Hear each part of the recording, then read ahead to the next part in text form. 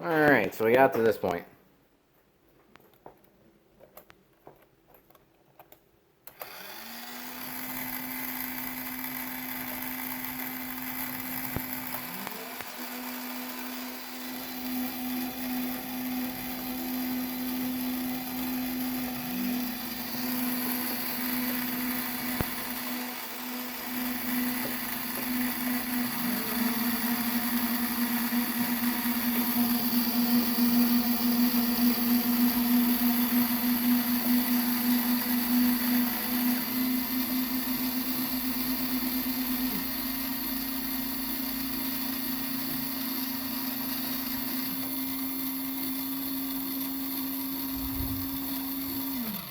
Yep, and even pulls the data from the accelerometer. It's on this board. But I don't have it printing the serial yet, so that'll be, yeah, one of the next steps.